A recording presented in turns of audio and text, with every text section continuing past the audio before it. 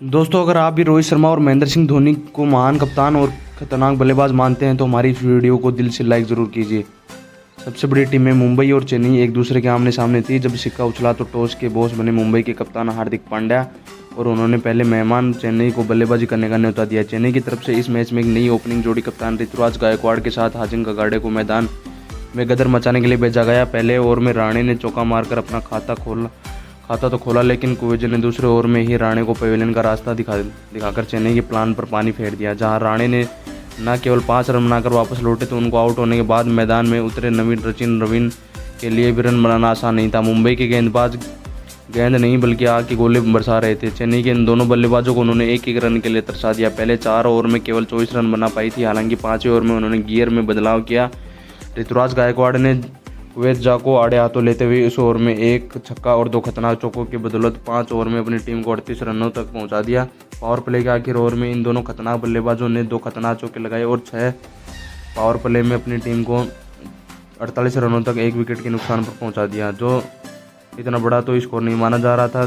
तभी अच्छी बैटिंग करे सचिन रवीन भी सुरेश गोपाल की जाल में फंस गए और 16 गेंदों पर 2 चौके और 1 छक्के की बदौलत 21 रन बनाकर उन्हें वापस लौटना पड़ा। और 9 ओवर में चेन्नई 65 रन बनाकर 2 बल्लेबाजों को खो चुकी थी। मुंबई ने पूरे तरीके से इस मैच में शिकंजा कसा हुआ था। इसके बाद यमराज बनकर शिवम दुबे ने मैदान में उतरते ही अपने बल्ले से ऐसा तांडव ऋतुराज के साथ मिलकर मचाया कि पूरे मैच की दशा को ही पलट कर रख दिया। 10वें ओवर में आखिर में हार्दिक पांड्या को नानी याद दिलाते हुए इस खिलाड़ी ने एक के बाद एक 3 खतरनाक चौके की हैट्रिक बटोरी और दूसरी तरफ ऋतुराज गायकवाड़ के बल्ले ने भी दाड़ लगानी शुरू कर दी। इस खिलाड़ी ने 12वें ओवर में एक जबरदस्त छक्का लगाकर अपनी टीम को 12 ओवर में 102 रन तक पहुंचा दिया। चेन्नई मुकाबले में मजबूत स्थिति में आने लगी। कप्तान ऋतुराज गायकवाड़ ने 13वें ओवर में वेजे के लिए भेजकर केवल 33 गेंदों में लोन वॉरियर की तरह अपना शतक पूरा किया और चेन्नई मुंबई पर दबाव बनाने लगी थी। मुंबई के गेंदबाजों के पसीने भी से शुरू हो चुके थे। एक तरफ ऋतुराज के सिर पर खून सवार था, दूसरी तरफ शिवम दुबे ने अपने बल्ले से तबाही मचाने के लिए इरादे से आई थे। खास तौर पर 14वें ओवर में रुमालियों के फटस की ध्वजा उड़ाते हुए शिवम दुबे ने 2 खतरनाक छक्के और 1 चौका लगाकर जाते जाते ओवर की आखिरी गेंद पर गायकवाड़ ने भी चौका ठोकर इस ओवर में कुल 22 रन बटोर डाले। मैदान वानखेड़ा का था, लेकिन नारे चेन्नई के गूंज रहे थे। अगले ओवर में भी इन दोनों खिलाड़ियों ने मिलकर 17 रन बटोर लिए। 15 ओवर में चेन्नई 149 रन बना चुकी थी। हार्दिक पांड्या ने पहली गेंद पर शिवम दुबे ने सिंगल लेकर 28 गेंदों में अपना खौफनाक 50 ठोक दिया। रोहित का भी कोई प्लान काम नहीं आ रहा था और मुंबई खेमे में हाहाकार मचा हुआ था।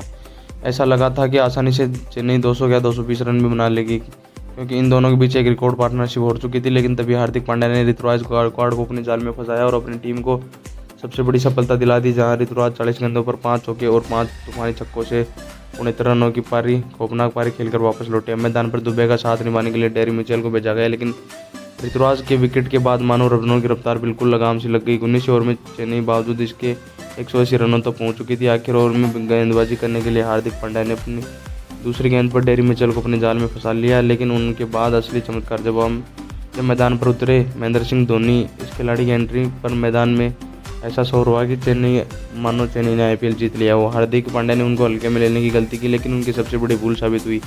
आते ही धोनी ने हार्दिक का स्वागत लॉन्ग ऑन के ऊपर से एक आसानी से छक्के से किया, जिसने हार्दिक से लेकर रोहित के पसीने छुड़ा दिए। अगली 2 गेंदों में 2 छक्के लगाकर टीम को 200 रनों के पार भी पहुंचा दिया। हालांकि अंतिम गेंद पर केवल 2 रन लेने पाए में जिनकी खौफनाक बल्लेबाजी से चेन्नई 20 ओवर में 206 रनों का पार जैसा स्कोर खड़ा कर दिया। लक्ष्य का पीछा करने के लिए उतरने के इरादे से रोहित शर्मा के साथ डायनामो ईशान किशन की खतरनाक जोड़ी मैदान पर उतरी, जिनके कंधों पर अपनी टीम को एक खतरनाक शुरुआत दिलाने की इंपॉर्टेंट जिम्मेदारी थी। पहले ओवर में ही रोहित ने तुषार देशपांडे थे, जिन्हें पहले 4 गेंदों पर रोहित का अच्छा खासा परेशान किया, लेकिन 5वीं गेंद पर रोहित ने मैदान को चीरते हुए जबरदस्त चौके से अपना खाता खोला। दूसरे ओवर में मुशफिर रहमान का स्वागत भी रोहित ने चौके से करके अपनी टीम को तेजी से आगे बढ़ाना शुरू कर दिया। दूसरी तरफ किसान ने भी तीसरे ओवर में तुषार देशपांडे को बाउंड्री के बाहर भेजकर अपने बल्ले को दहाड़ देना शुरू कर दिया। रोहित शर्मा तो अपने हिटमैन वाले अवतार में नजर आ रहे थे। 3 ओवर में ही उन्होंने अपनी खतरनाक बल्लेबाजी से मुंबई को 25 रनों तक पहुंचा दिया। चेन्नई के शुरू में विकेट चटकाने के प्लान पर मानो पानी फेर दिया हो। महेंद्र सिंह धोनी के भी पसीने छूटने शुरू हो गई, क्योंकि ये दोनों बल्लेबाज कोई भी गलती करने को तैयार नहीं थे। ऐसे में महेंद्र सिंह धोनी ने अपने सबसे भरोसेमंद बॉलर शार्दुल ठाकुर को गेंदबाजी के लिए बुलाया, जिनकी कंधों पर अपनी टीम को विकेट दिलाने की जिम्मेदारी थी। लेकिन दोस्तों, केवल गेंदबाज बदला बल्लेबाज का अंदाजा इसी नहीं, ईशान किशन ने शार्दुल ठाकुर को भी ऐसा खतरनाक मारा कि पूरा स्टेडियम हक्का बक्का रह गया। अगली गेंद पर शानदार कवर ड्राइव मैदान को चीरते हुए उन्होंने एक और चौका मारकर चेन्नई के फैंस की बोलती बंद कर दी।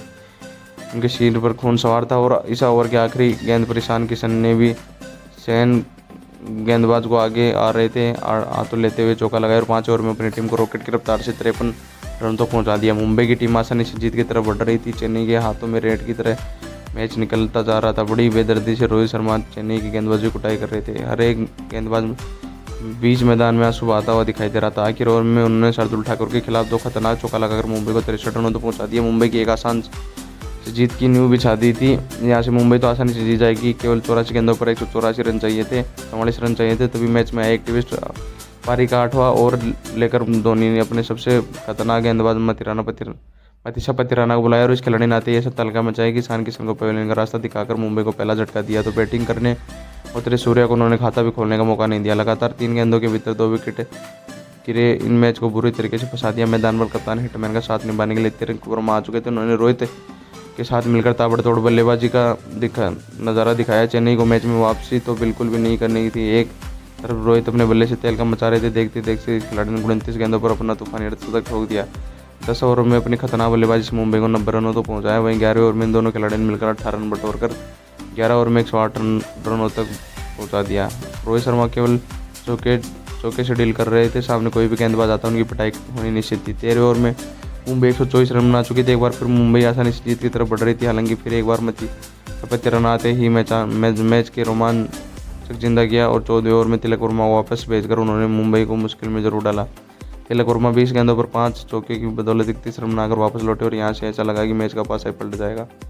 लेकिन मैदान पर उतरे हार्दिक पांड्या टेस्ट मैच खेलने के लिए आए थे। 15वें ओवर में मुंबई के 132 रन बना पाए। आखिरी 5 ओवर में मुंबई को 75 रन चाहिए थे। तो हार्दिक पांड्या अभी भी केवल 6 गेंदों पर 2 रन बनाकर खेल रहे थे। उनका साथ निभा रहे थे डेविड मैदान पर उतर चुके थे। उन्होंने लगातार 2 गेंदों पर 2 चौके छोड़कर अपना खाता खोला, लेकिन वह भी 5 गेंदों पर 13 रन बनाकर वापस लौट गए।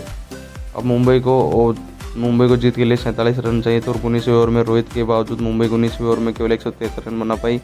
मुंबई मुकाबला लगभग हार चुकी थी क्योंकि जीत के लिए अभी भी 6 गेंदों पर 34 रन चाहिए थे, जो नामुमकिन था। ऐसा ही हुआ। रोहित शर्मा ने लगातार 2 चौके चढ़कर अपना शतक जरूर पूरा किया, लेकिन वह अंत नाबाद रहते हुए अपनी टीम को जीत दिलाने में नाकाम हो गए और अंत में मुंबई केवल 20 ओवर में 186 रन बना पाई और 20 रनों से 20 ओवर से चेन्नई ने बाजी मार ली। लेकिन दोस्तों, अब आपको क्या लगता है, रोहित और धोनी में कौन अपनी टीम को IPL 2024 का चैंपियन बनाएगा? आप हमें कमेंट करके जरूर बताइए।